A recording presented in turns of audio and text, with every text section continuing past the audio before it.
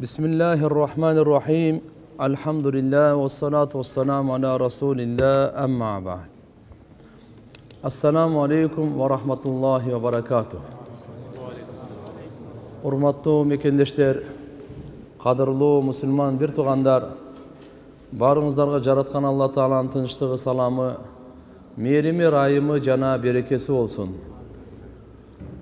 Алла Таалам барыбызга имандуу өмүр берсин.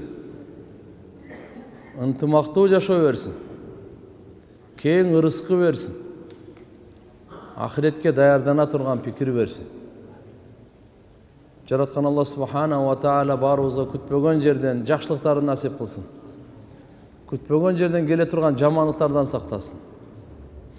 Жакшылык өзү жакшылык. Бирок күтпөгөн жерден келсе, бул жакшылыктын үстүнө кош жакшылык. Ошон үчүн пайгамбарыбыз сураган: Аллахумма инни ас'алука мин фуджаатил хайр. Күтпөгөн жерден келген жакшылыктар сураган да. Күтүүсүздөн келет го жакшылык. Бизде буну сюрприз деп коет. Турабы? Буда кубаныч көп да. Ошол эле кезде Кур'ан-ы Каримдечи бир жерде жакшылык бейишти айтып келатса, артынан эле жамандык, тозокту коштоп айтат да. Дуаларда да ушундай. Пайгамбарыбыз мына дуада эмне деп атат? Я Алла, бизди күтүлбөгөн жерден келген жамандыктан сакта дейт да. Бул да жаман экен да. Капысынан күтпөгөн, ойлобогон жерден келген жамандыктын удары катыгыраак болот экен, соккусучу.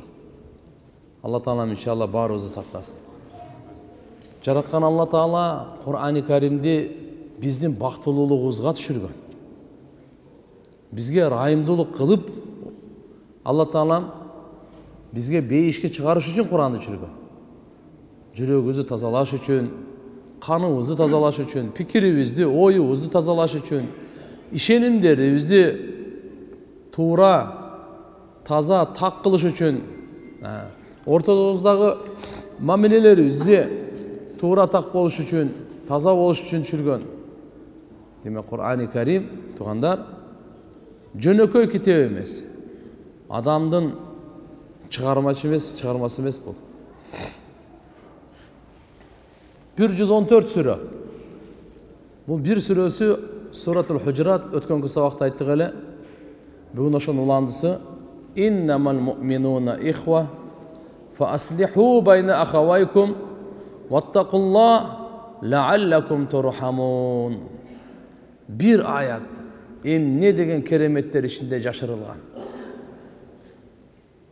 Имандуулардын бардыгы шек күмөнсүз булар бир тууган. Өзүңөрдүн бир тууганыңардын арасында ылдыйөдө болуп калса, дароо элдештиргиле, достоштургула.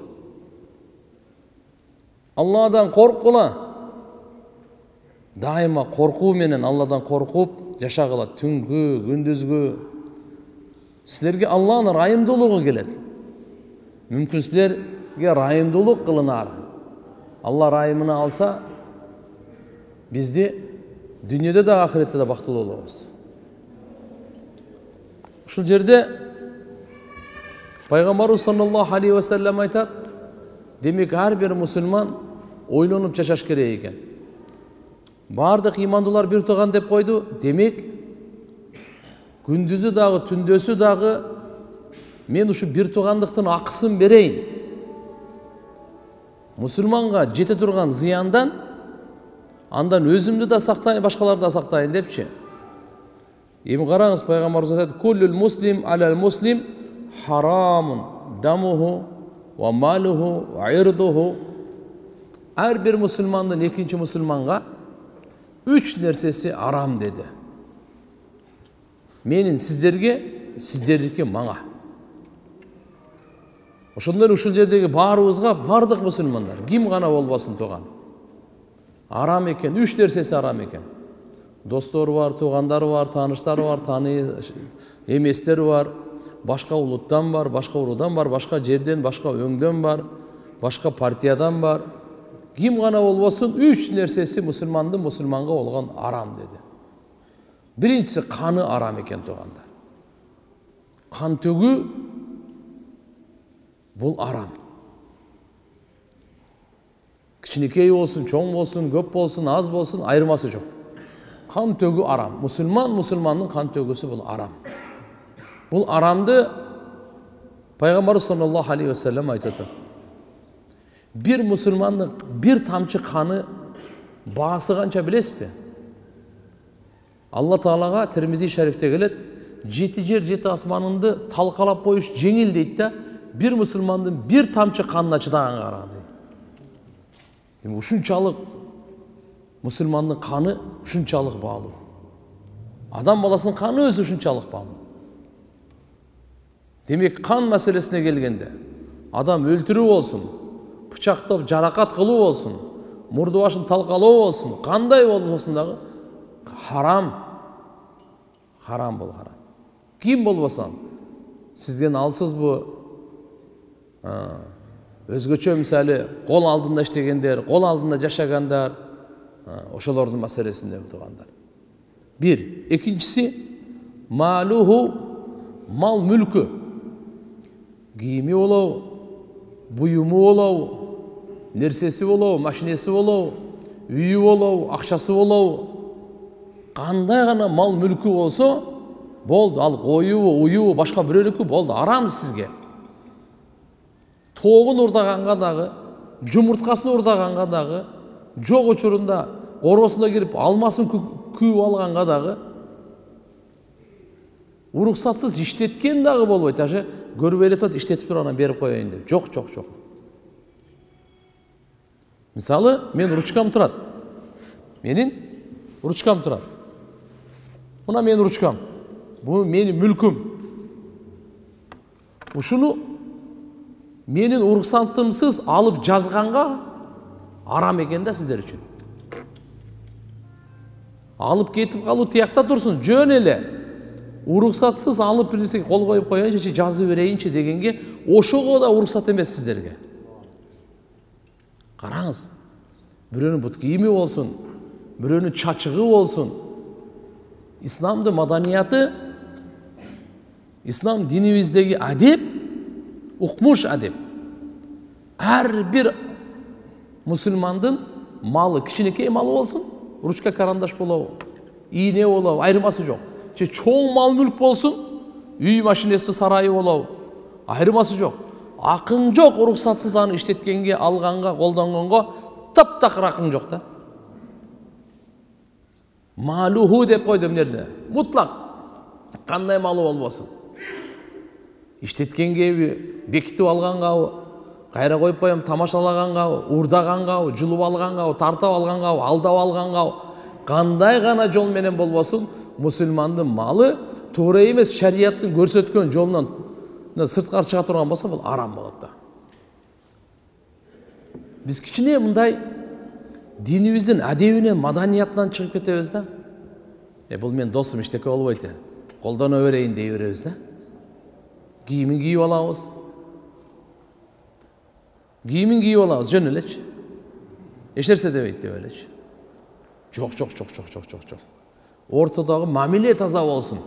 Allah Taala kaalap atat, bizdin ortabızdagı mamile taza bolsun. Kan tөгүлбөсүn. Birinin akısına biri girbesin. Mal mülke girbesin. Emi karаңыз, egerde uşunu uruksatsız koldangonga uruksat emes bolsa, kojoyunun uruksatsız koldangonga uruksat emes bolsa, bunu alıp ketip kalуу kanday, kayaktan uruksat berilir? Urdap ketүү. Mına ketүүgan İslamdın malı. Wa irduhu, avir, abroy. Her bir adamdın özünün aviri var, namızı var, abroyu var özüne. Bul dağı aram eken kanday? Bunun avirin tökpö. Bunun avirin tökpö. Sizin kol aldığınızda olsa dağı, jönököy olsa da, kişilikey olsa dağı, sizge göz karandı olsa dağı, avirin tökkön aram eken de. Avirin tökkön aram eken. Buna 3 uşul aram nerseni aytıtat. Uşu arqылуу musulmandarga çoğun ziyan жетет eken. Ошон үчүн пайгамбар саллаллаху алейхи ва саллям буга чекит койду дагы, мынакей. Бул үчөө тең арам деди. Себеп мусулмандарга өтө чоң зыян ушул жерден тие деген. Бардык зыян ушул үчөөнөн башталат десек да болот да. Ушул үчөөнөн башталат десек да болот. Пайгамбар саллаллаху алейхи ва саллям коштошуу ажылыгында 10-хижриде пайгамбарыбыз коштошуу ажылык кылган. Ошо коштошуу ажылыктан кийин 80-90 күндүн тегерегинде дүйнөдөн кайтып кеткен. Ошо коштошуу ажылыгында пайгамбар саллаллаху алейхи ва саллям Алла Таалам кандайдыр сезим кабарларды берген, аяттардын түшүүсүнөн маалым болот эле жакынкы арада бу дүйнө менен коштошоор. Ошон үчүн айткан эле худу анни манасикакум, ай силер менен ажылыктын жол жоболорун үйрөнүп алгыла менен. Мүмкүн кийинки жылы көрбөй калышыңар мүмкүн мени дейт. Караңыз. Ошол коштошуу ажылыгында пайгамбарыбыз саллаллаху алейхи ва саллям билесиз да, бу дүйнөдөн коштошуп аткан адам осият айта турган болсо, сөз айта турган болсо, жүрөгүнүн канча тереңдигинен айтат. Акыркы сөздөр тамаша сөз эмес да. Ата деле дүйнөдө менен коштошуп атканда баласына акыркы сөздөрүн кантип айтат? Өлүмдүн белгилери келе баштады, ооруй баштады, сакайбай, балдарына осият кылып коеюн дейт. Ал тамаша сөз айтпайт да. Өтө маанилүү сөздү, жүрөгүнүн тереңинен чыккан сөздөрдү айтат. Ушуну васият деп коет, ушуну осият деп коет. Эми мынаны караңыз, пайгамбар саллаллаху алейхи ва саллям коштошуу ажылыгында учур-учурда Арафатта да хутба айткан.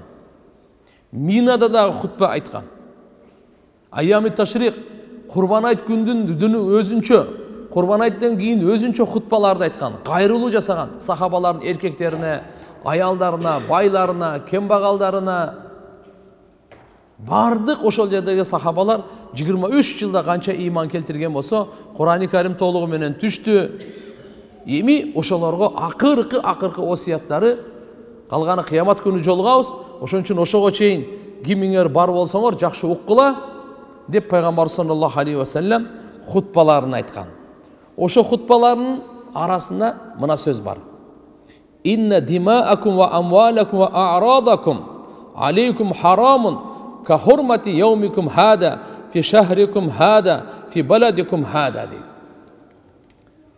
Ажылык каерде болгон? Эң ыйык жерде болгон. Меккеде. Ыйык жер. Буну айтып коет. Бул ошо фи баладикум хада деп, мына ушул силердин ыйык шаарыңарда. Кайсыл айда болгон? Ыйык айда болгон. Ал ыйык ай кайсы экен? Зулхижжа айы. Кайсы күнү болгон? Ыйык күнү болгон. Кайсы? Яумун нахр. Мындайча айтканда, ошо Курбан айт күнү. Пайгамбар саллаллаху алейхи ва саллям мына ушул жерде булар сахабаларга айтып атат. Жер, ай, күн үчөө тең ыйык. Кудду ушундай ыйык мусулмандын мал мүлкү дагы, каны дагы, авири дагы. Албетте силердин каныңар, мал мүлкүңөр, авир, аброюңар бири-бириңерге харам дейт. Кандай ушул күндүн арамдыгындай, ушул айдын жана ушул шаардын арамдыгындай. Харам деген сөздүн харам деп коебуз, эки мааниси бар. Биринчиси мына биз арам деген эле сөздү түшүнөбүз. Демек, ал жерде Меккеде кээ бир амалдар бар. Башка жерде арам эмес, ошол жерде арам. Мисалы, аңчылык кылуу. Көгүшкөндөрүн, чымчыктарын, коёндорун деп кое берели. Аларды өлтүрүү арам. Ал жерде дагычы. Чөптөрүн, жалбырактарды тияпата жулуу арам. Ал жерде арамдыкы ошол территорияга киргенде күчөйүп кетет кайрачы. Жалган сүйлөгөн арам. Бишкекте деле арам, Америкада деле арам. Бирок Меккеде жалган сүйлөгөнүн арамы күчөйүп кетет да. Уурулук бардык эле жерде арам. Бирок ошол ыйык жерде арамдык күчөйүп кетет экен да. Бул мындай деп түшүнүңүз. Мисалы, мечиттин сыртындагы уурулук менен мечиттин ичиндеги уурулук жер менен асмандай. Мечиттин сыртындагы жаңжалдашуу менен мечиттин ичиндеги жаңжалдашуу жер менен асмандай. Ошон үчүн мечиттин ичинде дүнүйө сөзүн сүйлөсө болбойт. Жоготкон буюмун жарыя кылса болбойт. Мисалы да, сыртка чыгып дүнүйө сөзүн сүйлөйсүң, сыртка чыгып жоголгон буюмун жарыя кыла бер. Пайгамбарыбыз айткан, ким мечиттин ичине келип алып туруп, жоголгон буюмун жарыя кылса, ошого эмне деп дуа кылган? Табылбасын деген. Демек туугандар, мынал жердеги айтып аткан мааниси, ал арам дегенде мааниси биздин арам деген эле сөздөн, экинчиси ыйык деген сөздөн келет. Демек мусулмандын каны ыйык экен. Мусулмандын мал мүлкү ыйык экен. Мусулмандын абири аброю ыйык экен. Башка бир риваятта келет, пайгамбар саллаллаху алейхи ва саллям ушуну кайра кайталаган. Андан кийин ушулардын бардыгын айтып аткандан кийин Аллахумма хал баллакту, ошолорго мындай деп айтканда, бардык сахабаларга ушинтип пайгамбар саллаллаху алейхи ва саллям узун хутбада истаусу бин нисаи хайра, аялдар тууралуу менен жакшы осуят алгыла, жакшы мамиле кылабыз деген. Арабтын араб эмеске, актын карага эч кандай айырмасы жок. Эч кандай артыкчылыгы жок. Артыкчылык таквада гана деген. Көп ошо осуяттарды айтып атып, пайгамбар саллаллаху алейхи ва саллям сахабаларга сураганда мындай деп: Ала хал баллакту. Мен силерге Алланын динин жеткирдимби деп сураган. Минада. Ошол жердеги канча сахаба, эркек, аял болсо, чоң кичине баары айткан: О Алланын элчиси, жеткирмек турсун, сиз жеткиргенден акысын бердиңиз. Үммөткө ушунчалык көп жакшылык кааладыңыз. Башынан кайгыны кетирдиңиз. Алланын жолунда мээнет кылгандын дагы акысына мээнет бердиңиз деп. Бардык ушун мойнуна алганда, жеткиргенде пайгамбар саллаллаху алейхи ва саллям Алла тааланы күбө кылып, Минадагы ошол жердеги сөз болгондун бардыгын күбө кылып, Аллахумма шхад, я Алла өзүң күбө бол деп туруп, Алла тааланы күбө кылган. Эрте кыямат күнү сенин рисалатыңды, Кур'ан-ы Каримиңди, бардык өкүмдөрүңдү жеткиргенге мына өздөрү өз тили менен айтып атат. Моюндап айтып атышат деп ушуга күбөлүккө кылган да. Андан кийин ала фалюбаллигы шахидун минкумун гайб, жеткиргенден кийин ушу жеткирүүнүн аты таблиq. Таблиq дегенде мааниси жеткирүү. Пайгамбар саллаллаху алейхи ва саллям ала хал баллакту, мен силерге таблиq кылдымбы, жеткирдимби дегенде Алла тааланын бардык өкүмдөрүн жеткирдимби? Ооба, бардыгын жеткирдиңиз деп айтып атат. Анан пайгамбарыбыз ошол жердеги 124.000 азы көп сахабалардын бардыгына точносын акыйкатын өзү билет Алла таала таксанын, бирок болжолду 124.000 сахаба дейт. Ушулардын бардыгын Алла пайгамбар саллаллаху алейхи ва саллям өзүнүн мойнундагы Алланын динин, акыркы ислам динин жеткирүү жоопкерчилигин үммөтүнүн мойнуна жүктөгөн да. Не деген? Ала фалюбаллигу шахиду минкумул гайб. Кабардар, кулак ачуулук кыла.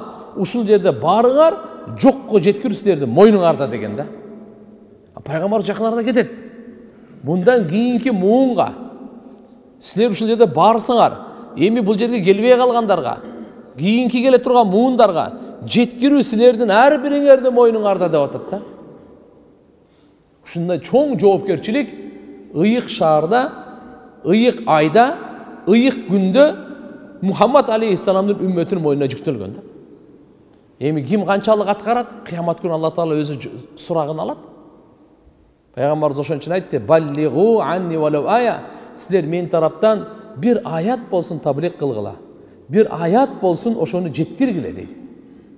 Бир аят билесизби? Болду. Пайгамбарыбыздын тарабынан сиз өкүл болуп, Пайгамбар саллаллаху алейхи ва салламдын тарабынан сиз элчи болуп, Пайгамбар саллаллаху алейхи ва саллам тарабынан сиз үммөт болуп, ушуну шарапат, ушундай өзүңүздүн сыймыгыңыз катары эсептеп башкаларга жеткириңиз. Пайгамбарыбыздын дуасын аласыз. Пайгамбарыбыз айткан: "Наддараллаху имраан сами'a мақалати фавааха фааддаха кама сами'a". Алла таала гүлдөтсүн деген, өркүндөтсүн деген. Ким менин бир сөзүмдү угуп туруп, жакшы эске тутуп башкаларга жеткиргенге деген. Пайгамбарыбыздын улуу дуасын аласыз. Эми bir rivayette Peygamber sallallahu aleyhi ve sellem mınday degen: Dimaukum ve amvalukum ve a'radukum aleykum haramun misle hazel yevm ve hazel beled ila yevmil kıyama hatta def'atan yedfa'uha musliman yuridu biha su'an haram degen. Aytat, sizlerden kanыңар, sizlerden mal mülküңөр, sizlerden abroy abiриңер, bir-biриңерге aram, mına uşul gündün aramdığınday, uşul şahardın aramdığınday, kıyamat günge çeyin dedi. Kıyamat günge çeyin. Jada kalsa bir musulman ekinci musulmandı türtü ürse, tamaşalaşıp mes atayımday, jamandık karoda türtse uşul da aram dedi da. Muştaşı tiyakta tursun jönlü türtüp koyu da aram eken da. Jaman niyette. Hem tamaşalaşıp güreşesin mınday, al bölök derse al. Allah жақшы ниеттеле күтсін о. Бір атайлап ушундай кылып туруп жаман ниетте түрткөнү да карам экен да. Bir rivayette келет, мусулманга арам анын эти жеген дагы, ушактаган дагы. Абири аны төккөнү арам. Жүзү аны урганы арам. Аны каны төккөнү арам. Жана ошол жерде түрткөнү да арам деди мына. Кыскасы айтканда Пайгамбар саллаллаху алейхи ва саллям ыза жеткирүүнүн кандай түрү болуп болсун, сөз менен болобу, фейл, кыймылы менен болобу, чындаппы, тамашалаппы, ойноппу, маскарлаппы, шылдыңдаппы, айырмасы жок, бардык арам экен да. Ыза жеткиргендин бардык түрү арам. Мусулмандын барына. Эми эгерде биз туугандар эми караңыз, жакындарга, ата эне, аял бала чакаган ала турган болсок, аларга арамдыгы дагы күчөйүп кетет туугандар. Ошон үчүн эң жакын ата энебизге, аял бала чакаларыбызга туугандар мынандай ыза жеткирбейли. Жаман сөз менен, жаман амал менен, мейли ал атайлап болсун, чындап болсун, же болбосо тамашалап болсун, бунун бардыгы тыйылган. Термизи шарифте келет, Ибн Умар разияллаху анхумадан риваят, Пайгамбар саллаллаху алейхи ва саллям Sa'ada Nabi al-minbar fanada bi a'la sawtihi. Minbarga çıkıp durup ünün katı götürüp ayttı mındaydı. Ya ma'şara man aslama bi lisani ve lem yuftil iman ila kalbi la tu'zul muslimin. Tili menen İslam'da kabul alıp jürögüne iman jetpegen cemaat uğu algıla musulmanlarga ıza jetkirбегиле ve la tu'ayyiruhum musulmandardı ayıptabagıla alarda ardanıpbagıla ve la tattabi'u awratihim musulmandardın ayıbın arkasından düşbegile fa innehu men tatabba awrata ahihil muslim antkeni kim bir musulman bir toğanın ayıbın arkasından düşse izdep düşse tatabba Allahu awratahu Allah onun ayıbın arkasından düşet ve men tatabba Allah awratahu yufdihuhu velev fi cevfi rahlihi Allah Teala anın avirin açat, şermendesin çıkarat, үйün içinde oturguzup bolsun deydi.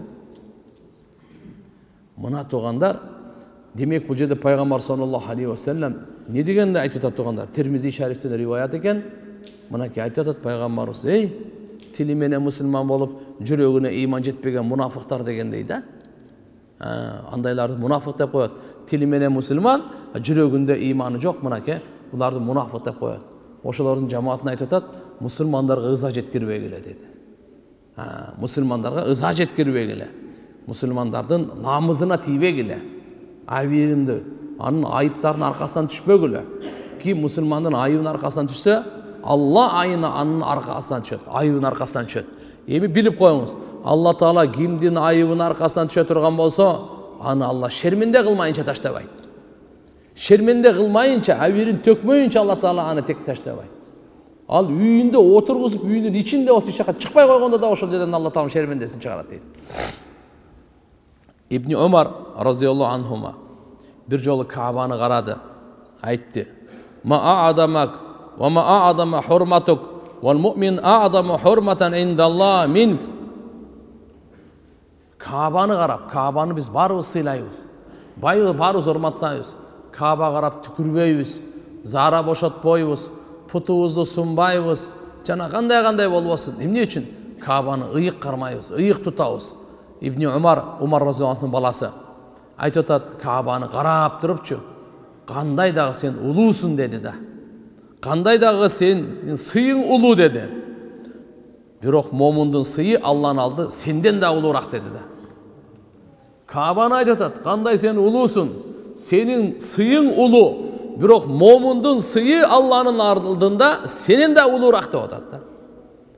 Мусулмандын сыйы ушунчалык экен да. Ибн Мажада келет, Ибн Умар разияллаху анхудан риваят. Ибн Умар разияллаху баласы айтат, Раайтун наби ятуфу бил Кааба ва хува якул. Пайгамбарыбызды көрдүм, Каабаны таваф кылып атыптыр дейт. Тегеренипчи, таваф деп коет. 7 жол тегеренгенди, бир таваф деп коет. Тегеренип атып Каабаны мынандай деп айтып жатыптыр.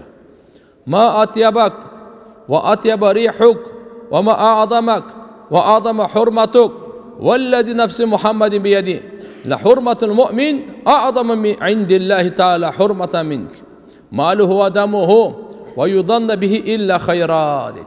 Таваф кылып атып пайгамбарыбыз ушу сөздү айткан экен. Каабаны карап туруп, кыбланы ошол Байтулланы карап туруп, не деген экен? Ма атябак, кандай дагы сен тазасың, кандай дагы сен пакизасың, кандай дагы сенин жытың жыпар жыттуу, кандай дагы сен улуусуң, кандай да сенин сыйың улуу.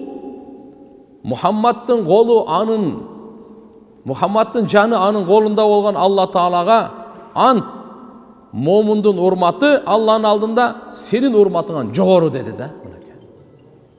Бу Каабага айтып атат пайгамбар саллаллаху алейхи ва саллям. Момундун урматы Алланын алдында, эй Кааба, сенин урматыңан жогору. Момундун сыйы, эй Кааба, Алланын алдында сенин сыйыңан жогору дейт.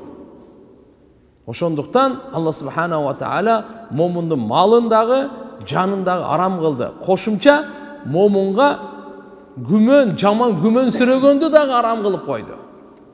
Жаман күмөн сүрөгөндү момун тууралуу Алла Таала арам кылып койду. Жаман күмөн сүрөгөндү. Жакшы күмөндү гана ойлосоң мейли экен. Муздунну бил муъминина хайра.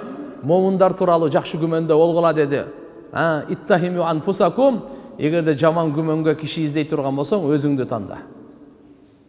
Кур'анда я юхалладина аману ичтанибу касира минаддан инна бa'dadan итм. Ey имандуулар, силер күмөн сүрөгөндөн сактангыла. Кээ бир күмөндөр анык эле күнөө болот деди да. Күмөндүн өзүнө күнөө жазылат дейт. Бисмилlah.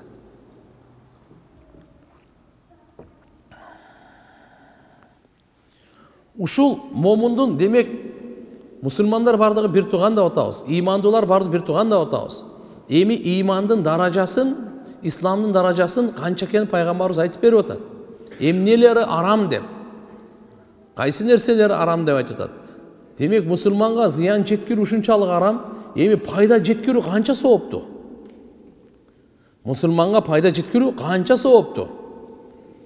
Пайгамбарыбыз ушунчалык мусулмандын кадыры Алланын алдында Каабадан дагы жогору болгондуктан мусулманды коркутуу, үркүтүү, кыжалат кылуу, мени кошумча үрөйүн учуруу ушулардын бардыгы арам экен да. Ушул боюнча хадис келет. Абу Дауд шарифте келет.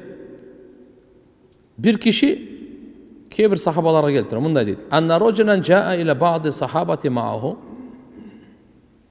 хабл фа ахадаха минху фа фазиа сахбул хабл. Бир киши кээ бир сахабалар келсе ушул өзү менен бир арканы бар экен да. Аны болсо башка бирөөлөр алып кыжалат коркутуп коюптур. Пайгамбар саллаллаху алейхи ва саллям айткан экен ошондочу: "Ла яхиллу ли муслимин ай юравви'a муслиман." Мусулманга адал эмес башка бир мусулмандын үрөйүн учурубуз. Башка бир мусулманды коркутуусу бул адал эмес деген экен. Би ай юдхилу алейхил фаза ва рау хазилан ау жаддан. Тамашалап болсун, чындап болсун. Мусулмандын жүрөгүнө коркуу салуу, кыжалатчылык салуу адал эмес экен да.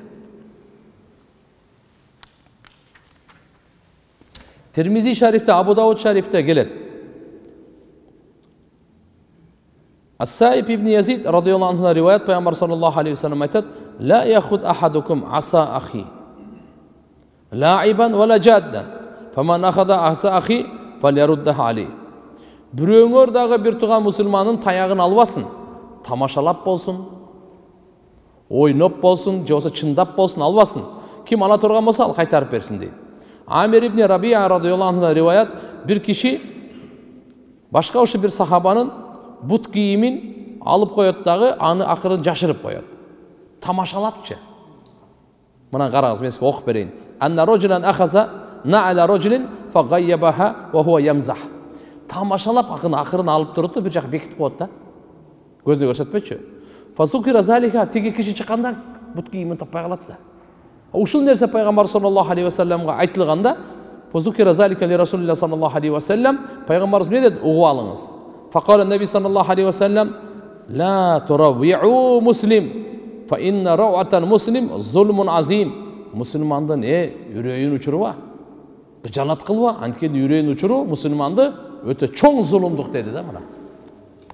Кээ бир жерде келет, ушундай бир эшикке чыгып, мечит эшигинен бирөө экинчинин эмесин, бут кийимин алып бекитип койгон экен да, сыртка чыгып кыжалат болуп таппай калганда, анан кийин кайтарып берип атпайбы, мен тамашалап койдум депчи. Пайгамбар саллаллаху алейхи ва саллям айтты: "Кыямат күнү кантип жооп берет экенсиң ушуга" дейт. Кыямат күнү кантип жооп берер экенсиң ушуга дейт. Караңызчы, болбосо тамашалап, мусулман бири-бирин тамашалап коет го, бир тамашалаган менен ошол учурда мейли 5 секунд болсун, 3 секунд болсун, бул кыжалат болду да все равночу. Чык деле бут кийимин таппай калды. Сен го тамашалаган, сен ким билсин, сен тамашалап атасың, тамашалап айтасың. Бирок буга авал келгенде кыжалат болду да, урдап кетти окшойт деп, туурабы? Кыжалат. Ушунчалык кыжалатты пайгамбарыбыз саллаллаху алейхи ва саллям көтөрө алган жок да. Алла Таалага уш мусулмандын ушунчалык кыжалаты дагы жакпайт экен да. Ошон үчүн чындап болсун, тамашалап болсун, мусулманды коркутпа, үрөйүн учурба, кыжалат кылба. Мусулманга ыңгайсыз абал кылып туруп ушундай таштаба дейт да мына. Мына. Себеп дегенде мусулман Каабадан улуу болуп атабы? Азыр эле хадис айттык. Каабадан улуу болуп атат. Мусулмандын сыйы, мусулмандын урматы Каабадан улуу болуп атат. Пайгамбарыбыз античип айтып атат. Пайгамбар саллаллаху алейхи ва саллям Каабаны мактап айтып атат. Кандай дагы сен пакизасың, кандай дагы жытың жыпар жыттуу, кандай дагы урматың сыйың сеники улуу, бирок Алланын алдында, эй Кааба, сенин урматыңа караганда мусулмандын урматы жогору деп атат.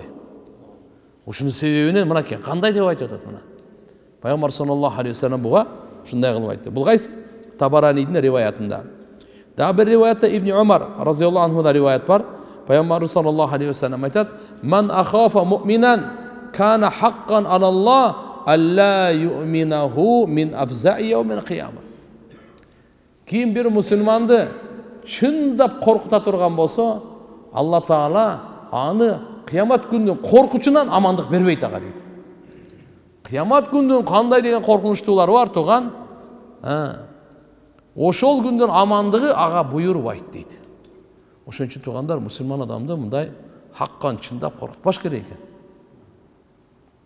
Коркутпаш керек экен. Караңыз, эми биз пайгамбарыбыз айткан сөздөн кайсыл жакта жашап атабыз? Бул пайгамбардын айтканы совсем башка өрөөн. Биз урган бойдон башка өрөөн деп кетип атабыз да. Эмне үчүн ушул хадистер айтылат, окулунат, окуучуга дагы, окутуучуга дагы. Экөөнө тең амал кылыш үчүн айтылат. Ушундай 100-нүн бир 10-уна дагы амал кылсак, 10-нун бирине дагы амал кылсак, биз ийгиликтебиз тугандар. Ошон үчүн иншалла бул сабактын максаты ушул. Мечитке келип, убактыбызды бөлүп келип, бир сөз болсо дагы Курандан, хадистен бир аят, бир хадис угайлы деп келгенден кийин буга амал кылайлы. Башка бирөө аны карап жашабаңыз, пайгамбарыбызды карап жашаңыз. Мына кылып атат го, мына алым мындай кылып койду, мына даватчы мындай кылып койду, мына карын мындай кылып койду, дагы ким эле пананча түкүнчө мына сакалчан мындай кылып койду, мына ажы мындай кылып койду. Алар сиз жийиштирип коюңуз, сиз пайгамбарыбызды карап жашаңыз. Ал кыямат күнү өзү жооп берет. Эгерде күчүңүз жетсе, данышмандык менен жаштыкка чакырып коюңуз, болбойбу? Сиз ага теңелип, ошонун аркасынан мага да боло берет деген жол ачканыңыз туура эмес. Ал туура эмес тапта карам. Сизге, мага, ага, баарыбызга үлгү Мухаммадур Расулуллах. Биз пайгамбарыбызды карап түздөнөйлү, пайгамбарыбыз Мухаммад алейхиссаламга карап окшошойлу, пайгамбарыбыздын артынан кетейли, пайгамбарыбыздын сөзүнө амалганы мен кылайын. Бул эмес, мен кылайын деп аракет кылайлы да.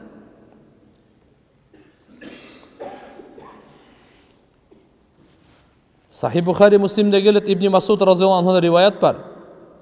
Мусулманды гыжалат кылбагыла дейт. Мусулмандын жүрөгүнө кайгы салбагыла дейт. Ушул боюнча хадис. Ибн Масуд разияллаху анху айтат. Пайгамбарыбыз мындай деди. Ида кунтум салата, качан силер үчөөңөр болсоңорчу, 1 2 3. Так. Фала ятанаджа иснаин дуна салис. Эко шыбырлашып сүйлөшпөсүн, үчөнчүсүн таштап коюп. Фа инна залика юхзинуху, анткени ушул аны кыжалат кылат дейт да. Мисалы биз үчөөбүз турабыз, бул эки киши шыбырлашып калды, мен кыжалат болуп калдым да. Ушу экөөңүн шыбырлашууң мени кыжалат кылып койду да. Пайгамбарыбыз ушудан тыйды. Андай кылбагыла. Экөөң турасың, сүйлөшө бер. Шыбырлашасыңбы? Эмне кылсаң ошо кыл. Бирок үчөө болуп, үчүнчүсүн бөлүп туруп, анан кийин экөө өзүнчө шыбырлашкан, ушул болбойт да. Буга ой кетти. Может, менен жашырып шыбырлашып аткан мен тууралуу болушу мүмкүн депчи. Өзү башка да бир бизнес боюнча шыбырлашып атат. Бирок сен өзүңдүкү туура дегениң менен мынаны кыжалат кылып коюп атасың. Ошону сен ойлогон жоксуң мунучу. А пайгамбарыбыз ушуну дагы эске алган экен да. Эске алып, андай кылып кыжалат болбо дейт. Табараниде Ибн Аббас разияллаху анхудан риваят келет. Пайгамбар саллаллаху алейхи ва саллям айткан: "Ла ятанаджа иснан дуна салис." Эко шыбырлашып сүйлөшпөсүн, үчүнчүсүн таштап коюп, "Фа инна залика ю'дил му'мин." Анткени бул момунга ыза жеткирет. "Валлаху таала якраху адал му'мин." Жана Алла таала момундун ызасын өтө жек көрөт. Момунга ыза жеткирүүнү Алла жек көрөт экен да. Демек силер экөөңөр шыбырлашып, момунга ыза жеткирдиңби? Жеткирдиң.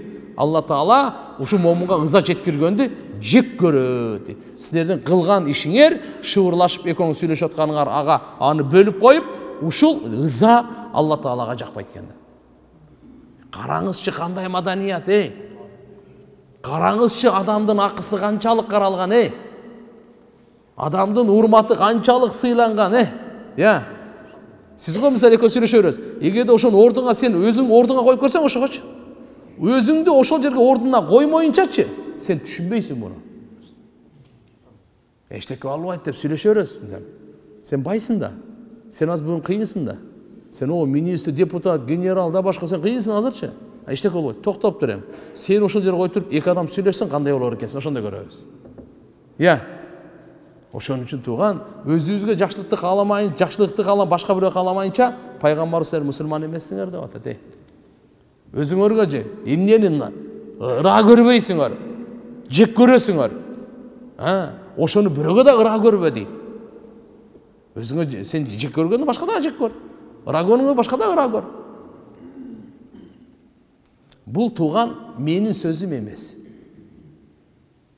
Бул менин жолдомом эмес. Бул кимдики экен?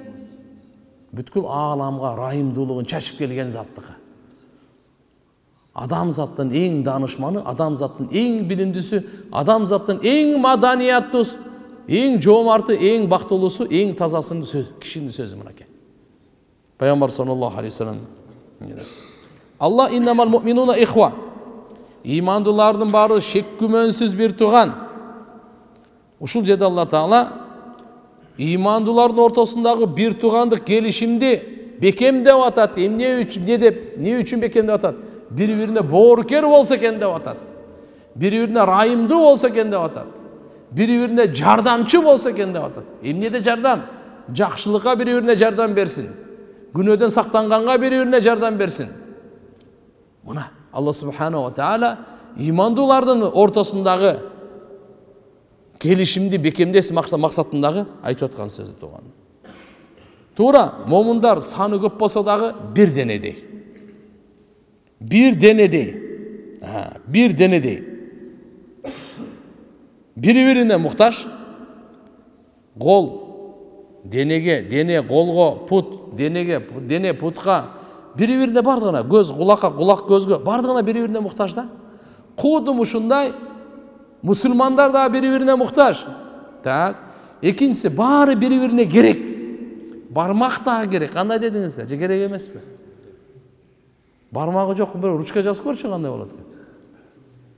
Бир буттап жүрүп көрчү. Бир кулакты кесип салчы.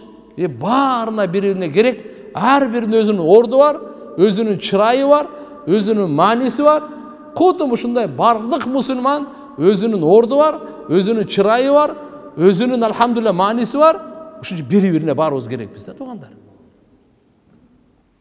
Демек бирибизге ошон үчүн жардам берүү максатында, боорукерлик, райымдуулук максатында Алла субханаху ва таала имандылардын бардыгы шек күмөнсүз бир тууган деп, бир туугандык келишимин бекемдеп айтып атат. Демек дүйнөнүн дагы, диндин да оңолуусуна бири-бирине жардам берсин деп атат. Биз динибиздин оңолушуна дагы, дүйнөнүн да оңолушуна дагы бири-бирибизге бир тууган болуп жардам беришибиз керек экен да. Баарыбыз бири-бирибизге жардам беришибиз керек экен. Бир туугандыктын талабы, бир туугандыктын максаты ушул экен. Бири-бирибизге боорукерлик кылайлы, бири-бирибизге райымдуулук кылайлы, бири-бирибизге жардам колун сунайлы, колубуздан келишинче. Эмнеде? Динибиз да оңолсун, дүйнөбүз да оңолсун дейт. Пайгамбарыбыз айткан: "Масалул муъминин фи таваддихим ва тарахумихим ва таатуфихим масалул жасад заштака минху уд тада'a лаху саирул жасад бис-сахар вал хума." Бардык момундардын мисалы. Бири-бирине райымдуулук, бири-бирине боорукерлик. Ушул жерде бири-бириге боорукерлик, бири-бирине райымдуулук кылгандын мисалында эмне дейт? Бир денеге окшош. Эгерде бир дененин бир мүчөсү туугандар ооруп калса, бардык дене таң аткы чакты ысытмада, таң аткы чакты кайгыда, кыжалатчылыкта өткөрөт да. Кээ бир риваят айткан, эгерде баш оорусачы, бардык дене кыжалат экен да. Кол дагы, пут дагы, өпкө, боор, бөйрөк, көз дагы кыжалат, тил дагы кыжалат, ашказан дагы кыжалат да, жакшы тамак жебейт да. Жакпайт да агачы. Эгерде ошо кээ бир риваяттарда келет, мынандай деп келет, мынакей: "Изаштака расуху", кээ бир риваятта "изаштака айнуху". Эгерде көз оорусачы, бардыгы кыжалат. Кулак дагы кыжалат, тил дагы кыжалат, кол да, пут дагы кыжалат. Куду ушундай пайгамбарыбыз ушу мисалы менен окшотуп айтып берип атат: "Эй, мусулман бир туугандар, силер бир туугансыңар, бир денедейсиңер. Эгерде бирөөңөргө ушундай кыжалатчылык жетсе, кыйынчылык, кайгы жетсе, аякта карап турбагыла. Мына пайгамбарыбыздын чакырыгы кайсыга? Пайгамбарыбыздын чакырыгы кайсы? Карап турбагыла" dedi.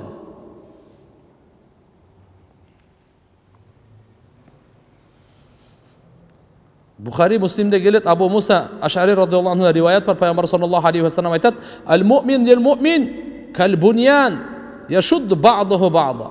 Momun momunga bu imarat salıngan imaratga okşoş, gebiri менен бекемделет. Кыш менен бекемделет да. Кандай дедиңиздер? Ортосунда цемент, арматура. Ушу бири-бири менен бекемделгендей, биз баарыбыз бири-бирибизге керекпиз. Бири-бирибиз менен бекемделип күчтүүбүз. Şu Peygamber sallallahu aleyhi ve sellem ынтымактуулуктун күчүн мынакей имаратка окшотуп койду, курулушка окшотуп койду. Бири-бири менен бекемдегендей, мусулмандар да бири-бири менен ушундай бекем болот dedi. Abu Davud Şerif'te gelet, Bukhari'de gelet. Adabul Mufrad'da İmam Bukhari rivayet kılat. Abu Hurayre'den rivayet mındayken: "Al-mu'min mir'atul mu'min." Momunga güzgü dedi. Wal mu'min ahul mu'min. Momunga bir tuğan dedi. Yakuffu aleyhi day'atahu. Ağa ziyan bergenden kolun tartat, tek getirgenden. Wa yahutu min varayhi. Anın arkasını bardığından kamtı alat deydi. Bu degen mınday. Allahu akbar. Mınal hadiske mani veriniz. Bu hadis Abu Davud Şerif'te Abu Hurayre'den geliyor. Momunga güzgü deydi. Momunga güzgü. Siz menen жақшылықты көрсеңіз, өзіңіздің жақшылығыңыз ошол. Men sizge güzgölem. Siz менен bir kemçildik көрсөңүзчү, ошол өзүңүздүкү таксыр. Мен сизге күз келем жөн эле. Никеми? Күзгүдө сиз өзүңүздү көрөсүзбү же башка бирөөнү көрөсүзбү? Эрте менен карап турдум, бир кичине бир ручка чызылып калган же фломастер коюлуп калган. Күзгүнү карадыңыз, ошо сиздикиби же кимдики? Ошо тура берсинби же кетиресизби? Жуйсуздарбы, күзгү карасаң көзүң чырпактап калган. Өң башың келишип калган. Барып ошону кетиресиң, эмне берсең кетиресиң. Момунга күзгү. Эгерде момунда бир кемчилдик көрсөң, ошо сеники, ошону кетиришип кой. Ушул жерден жакшы билиңиз, эгерде сиздин жакшы оюңуз нар жакта болсочу, любой мусулманды көрсөңүз өзүңүздүкүн көрө берет экенсиз да. Будан дагы өзүңдү көрөсүң, будан дагы өзүңдү көрөсүң, будан дагы өзүңдү көрөсүң. Эми сиздин көзүңүздө маселеде көзүңүз түз көрөбү же кыйшык көрөбү? Эми сиздин маселеңиз. Сиз бирөөдөн кемчилдик көрүп атасыз го? Ошол онуку эмес, пайгамбарыбыз айтып атат, өзүңдүкү деп атат. Биздин устазыбыз имам Жамил рахматулла алейх айтат эле, бир окуя айтып берейин сиздерге. Имам Газали рахматулла алейх деген болгон. Угуп жүрөсүздөр. Өтө мыкты алым. Алланын бир аулиясы, сүйкүмдөс өткөн. Бунун апасы ушундай аулия болгон экен. Көбүнчө ушу энеден өтө чоң зависть этет да. Менмин деген ошончо бекер сөз айтылбайт. Менмин деген эркектин аркасында эне турат дейт да. Жөнөкөй эмес туугандар. Кандай болбосун, имам Газали рахматулла алейхтин апасы аулия болгон. Бунун бир тууганы. Бул дагы жөнөкөй болгон эмес. Сахибул Кашф деп коет. Бул дагы ушундай тарикатта өтө жетишкен, Алла менен күчтүү байланышы бар. Анан кийин Сахибул Карамат деп коебуз. Керемет карамат көрсөтөт го. Караматул аулия хак дейбиз. Аулиялардын караматы бул акыйкат. Бирок ушуну караңыз, бул бир шариятка каршылык келбей турган болсун да. Анан карамат деп эле шариятка каршы келе турган нерсе караматка эсептелбейт. Шарияттан чыгып кете турган болсо. Мейли. Бул караматул аулия хак болуп, Сахибул Кашф деген кээ бир адамдарга Алла Таала мындай ачып коет да. Мындай кылып туруп Алла Субханаху ва Таала жабылган бир парделерди ачып коет. Мисалы, Абу Ханифа рахматулла алейх адамдар даарат алып атканда, даарат алганда күнөөлөр кечирилет. Пайгамбарыбыз айткан мунучу. Оозуңа суу алдыңбы? Тил менен кылган күнөөлөр кечирилет. Жүзүңү жууганда көзүң менен кылган күнөөлөр кечирилет. Колуңу жууганда колуң менен кылган күнөөлөр кечирилет. Путуңу жууганда пут менен басып барган күнөөлөр кечирилет. Күнөөдө кандай кечирилет? Акыркы тамчылайт го, акыркы күнөөнү алып түшөт дейт. Акыркы тамчы, акыркы күнөөнү алып түшөт деген да. Күнөөлөр кечирилет, бирок кайсы күнөө экенин азыр билбей атабыз, тил менен болгончу. Гыйбатпы, тохматпы, шатымбы, сөккөнбү бирөөнү, же алдаганбы, же бирөөнү ушактаганбы? Абу Ханифа ошол суу аккан суудан көзү көрүп турат эле да. Бул гыйбаттын күнөөсү кечирилип турбу да. Же бул бирөөнү сөккөн экен, ошол күнөө кечирилип атат. Же бирөө буну алдаган экен, ошол күнөө кечирилип атат депчи. Көзүнө көрүнүп калчу да. Түшүнүктүбү? Кийин ушуну кашф деп коет. Алла Таала өзү жашырып коет. Бир кээ бир аулияларга ушинтип ачып коет да. Парданы ачып койгонду кашф деп коет. Анан буну ушундай кылып Абу Ханифанан дуа кылган. Я Алла, үммөттүн күнөөсү мага көрсөтпөчү депчи. Алла субханаллах кийин алып салган. Кудум ушундай имам Газали рахматулла алейхтин иниси дагы Сахибул Кашф болгон. Ушундай даражага жеткенде Алла субханаллах ачып койгон. Анан кийин бул эми агасы имам, иниси аркасында ыктыда кылат. Окуп атып эле намазды бузуп кетип калат экен да. Анан эми эли бар, журт бар. Имам, агасы имам болуп атса, иниси намазды бузуп кетип калып атса, мындай жаман таасир калтырат да. Анан апасы айтат имам Газали апасына, апа, мына эним ушундай кылып атат дегенде апасы чакырат. Эмне болду? Дегенде мына айтат. Бул намазда туруп ар бир акат нерсени ойлой берет дейт. Ошон үчүн мен кантип аркасынан ыктыда кылам, мен кетип калам дедим. Жакшынакай окуса аркасынан ыктыда кыла берет элем дейт. Туруп эле имам эмнени ойлоп атканы биякта көрүнө берет экен да бияктан. Анан кийин балам андай кылба кой деп элдештирип коет, кайра анан барып ыктыда кылат. Баягы комедия да башталат. Кетип калат. Ушинтип атып аябай жетип кеткенде анан кийин имам Газали рахматуллахи алейх менен экөөсү ынтымак болду, эми бүттү дейт дагы. Бүттү дейт. Намаз окуп аркасында ыктыда кылып атса, акыркы жолу болот. Дагы намазын бузуп кетип калат да. Дагы апасына келет экөө тең. Эми кимди чакырат? Мына. Дагы кетип калып мени уят кылды элдин арасынан дейт. Апасы айтат, балам, эмне мындай кылып атасың? Эмне дегенде анан кийин ачыгын айтат. Апа дейт. Бул намазда туруп Алланын алдында, Алланы эстегендин ордуна аялдардын айызын ойлоп атат дейт да. Имам Газали рахматуллахи алейхке бир маселе айыз маселесинен чыкпай калган экен. Көбүнчө ошондой окуат, намазга келип Аллаху акбар десең ошо маселелер келет да. Бунун маселеси мындай, рибанын маселеси мындай, суткорлуктугу мындай, бул аяттын мааниси мындай, бул хадистин шархы мындай деген, эми бул бизде тазалыкта чок маселе бар да. Намаз качан окуйт, качан окубайт. Айызы келип калса качан ошо гусул кылыш керек жана башка, анын иддасы канча күн болуш керек, толтура маселе бар шариятта. Ошондой маселе келип калган экен да. Ошон үчүн мен кетип калдым, ушуну ойлоп отурсам мен кантип ыктыда кылам дейт да. Апасынын сөзүн караңыз мени. Балам дейт.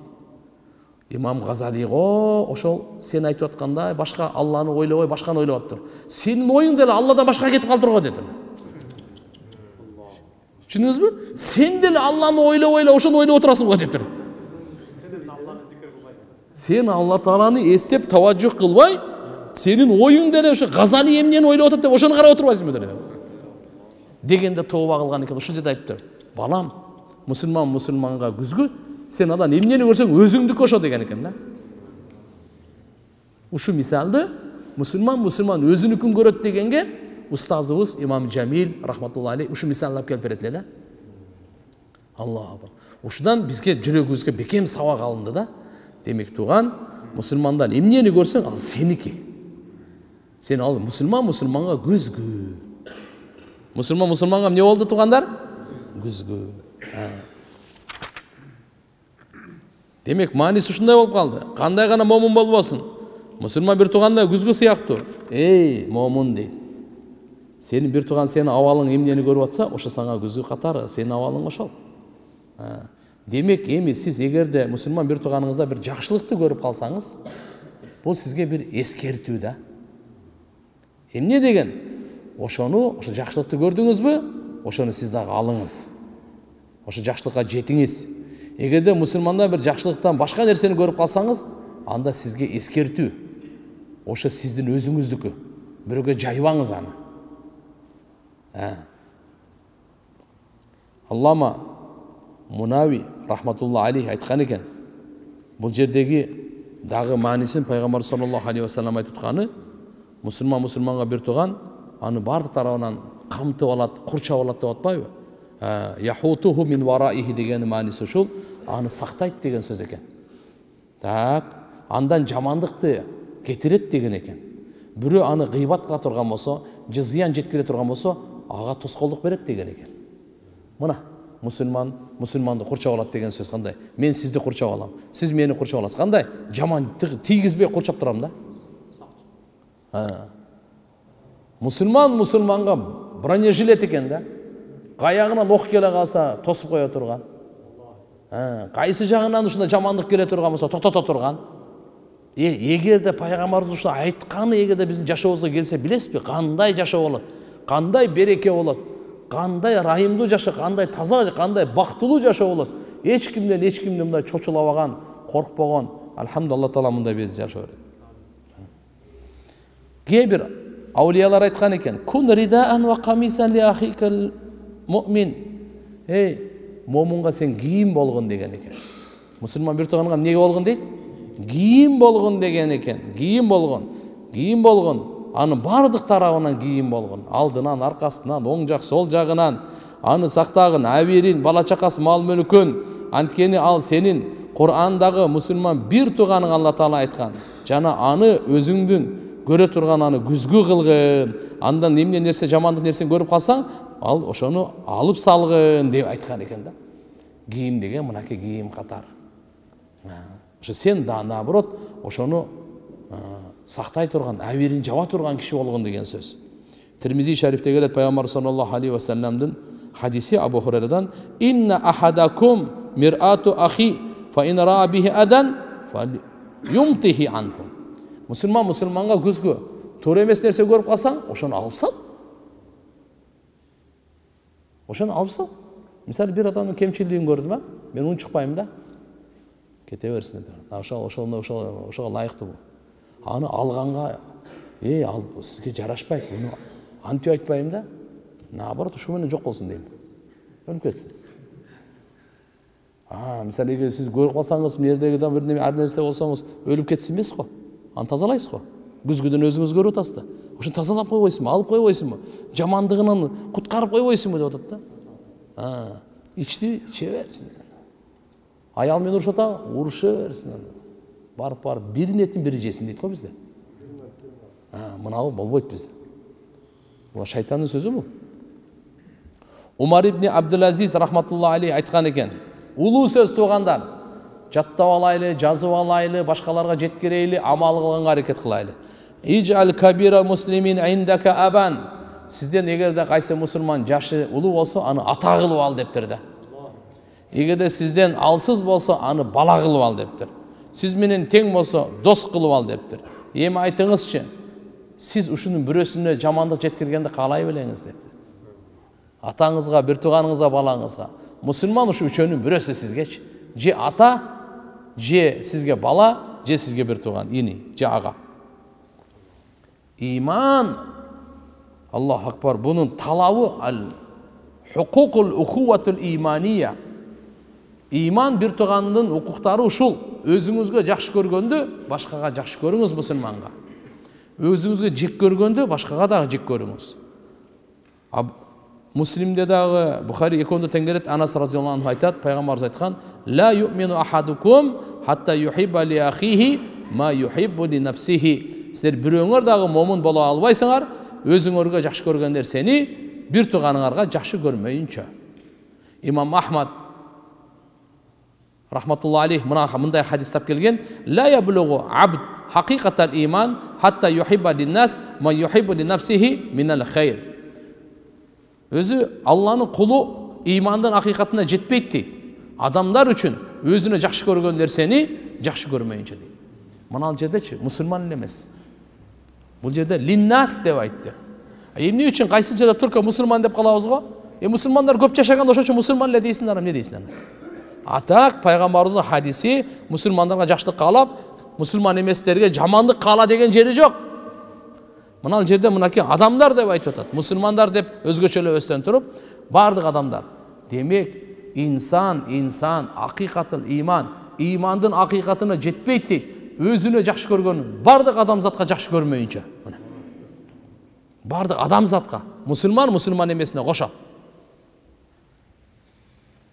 Тирмизиде Ибн Мажада келет, Абу Хурайра радияллаху анхудан риваят бар. Пайгамбар саллаллаху алейхи ва саллям айткан ага: "Ахибба лин-нас ма тухиббу ли нафсик, такун муъминан." Абу Хурайрага айтып атат пайгамбар саллаллаху алейхи ва саллям: "Адамдарга өзүң үчүн эмнени жакшы көрсөң, адамдарга ошону жакшы көр, сен чыныгы момун болосуң" деген. Эмне деди? Өзүңө жакшы көргөн нерсени башка бардык адамдарга ошону жакшы көр деп атат. Эмне болот экенсиң? Такун муъминан. Чыныгы момун сен болосуң дейт. Ва ахсин ила жарик, такун муслиман. Кошуналарга жакшы мамиле кыла бер, жакшылык жеткире бер, чыныгы мусулман сен болосуң дейт. Кошуналарга жакшылык кыла албасаң, жамандык кылба.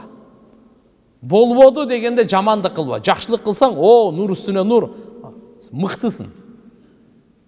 Бирок жакшылык кылганга дух жетпесе, анда болбоду дегенде зыян кылба. Алардын балдарына, алардын малдарына тийишпе, королоруна ташыргытпа, мусор таштаба. Жок учурунда нары бери жылдырып жана башка неме кылып, тоогун жыга чаппа. Кирсе кирип кетет эмне болот? Просто биз азыр көбүз шаарда жашайбыз дагы, туугандар. Айылда бул маселе көп да. Кою кирип кетет, тоогу кирип кетет, ылдыйда болуп кетет. Жок, туугандар. Мынакей. Пайгамбарыбыз айтып атат: "Ва ахсин ила жарик такун муслиман." Sen кошунаңга жакшы мамиле кыла бер, чыныгы мусулман сен болосуң. Өзүңө жакшы көргөн нерсени башка адамдарга жакшы көр, чыныгы момун сен болосуң. Чыныгы иманды сен болосуң деген сөз да. Имам Ахмад риваят келтирет, Язид ибн Асадтан. Айтат, пайгамбарыбыз мага айтты дейт. Кала лин наби саллаллаху алейхи вассалам, атухиббул жанна? Бейишти жакшы көрөсүңбү деди. Култу наам, мен айттым, ооба да дедим. Пайгамбарыбыз айтты, фа ахибба ли ахик ма тухиббу ли нафсик. Андай болсо, өзүңө жакшы көргөн нерсени мусулман бир тууганыңа жакшы көр дептир мына. Эгерде сен бейишти жакшы көрсөң, чыныгы, анда сен өзүңө жакшы көргөн нерсени мусулман бир тууганга жакшы көр. Всё, бейиш сеники. Бейиш сеники.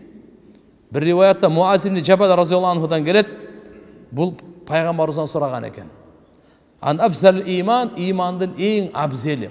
Bunda çetkanda momundardın arasından en mıhtı abzel kim? Peygamberimiz müntemiz cevap veriptir.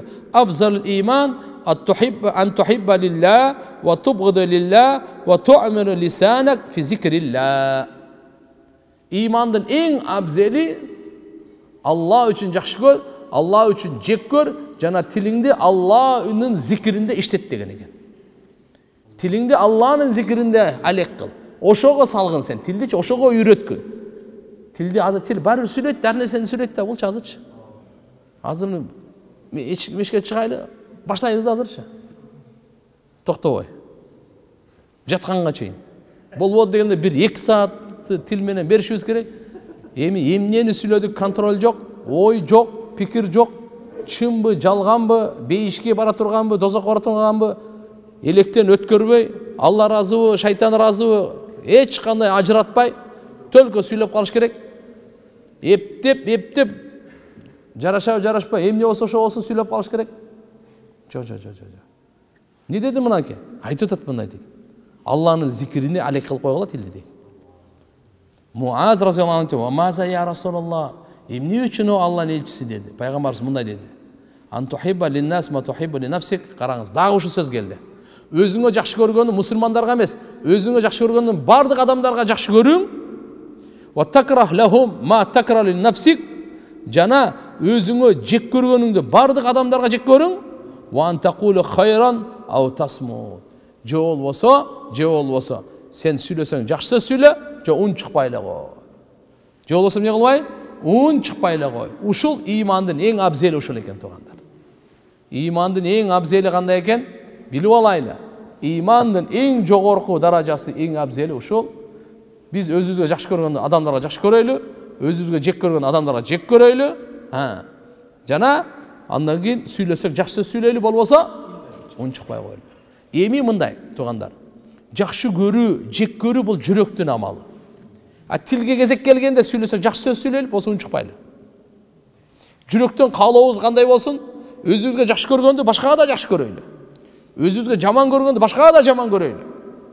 Тилге кезек келгенде сүйлөсө жакшы сөз сүйлөйлү, болбосо ун чыкпайлы. Ушунун иманы кандай экен? Афзалул иман, имандын эң абзели ушул экен туугандар.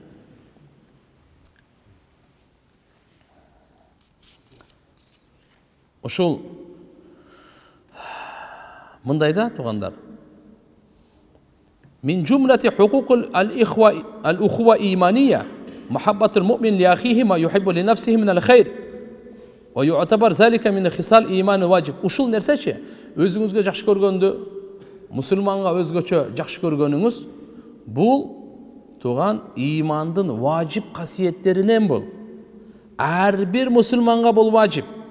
Бул жөн эле бир мустахаб деген же сүннөт эмес, бул важип, фарз экен. Демек жакшы көрүү бул фарз экен да. Бул важип амалдарынан деп атат да.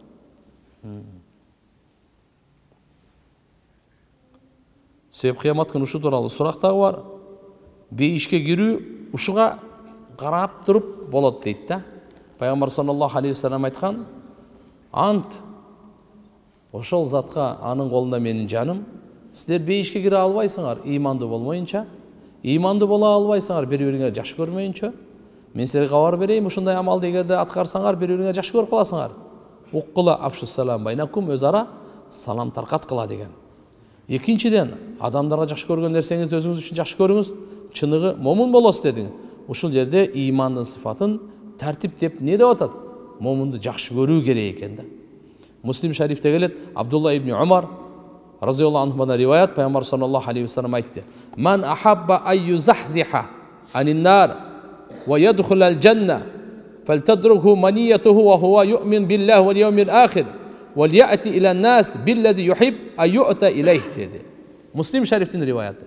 Кимде ким жакшы көрсө дозоктун отунан куткарылганды, жана бейишке киргизилгенди, анда анын үмүтү Алла субханаху ва таалага иман, ахиретке иман келтирген ушундай учурда жетсин, жана адамдарга өз эмнени жакшы көрсө ошону кылсын дейт да. Аллаху акбар. Сөзүмдүн аягында Абдулла ибн Умар разияллаху анхуманын айтканы, караңыз, ма а'заму хазад дин. Бул ислам динибиз кандай улуу дин, а?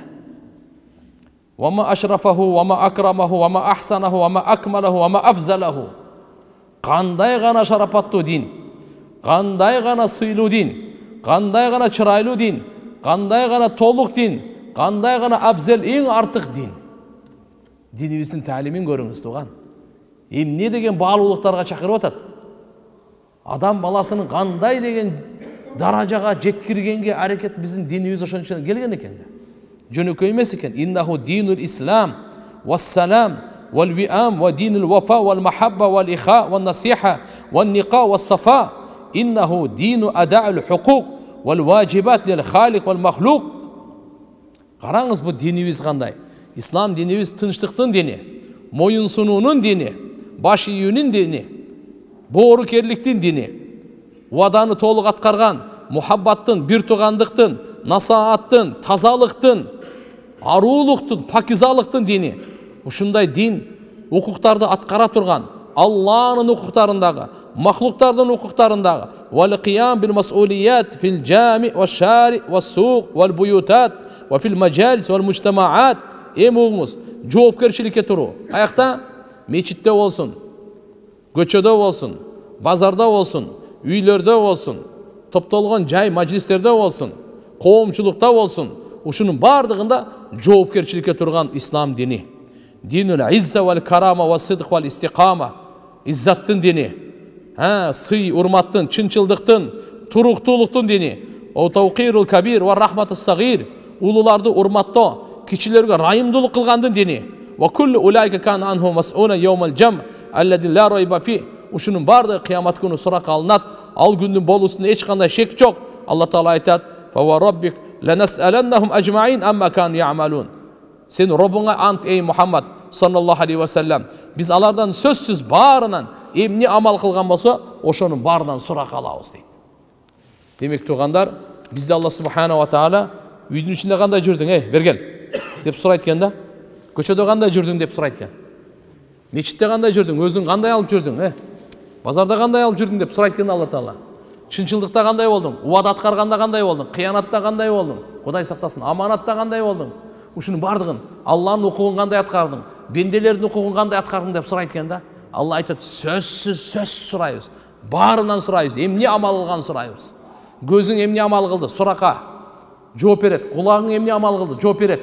Тилден эмне амал кылса жооп берет. Ой, буга жооп берет, жүрөк жооп берет, кол жооп берет, пут жооп берет, алкым жооп берет, бардыгы жооп берет.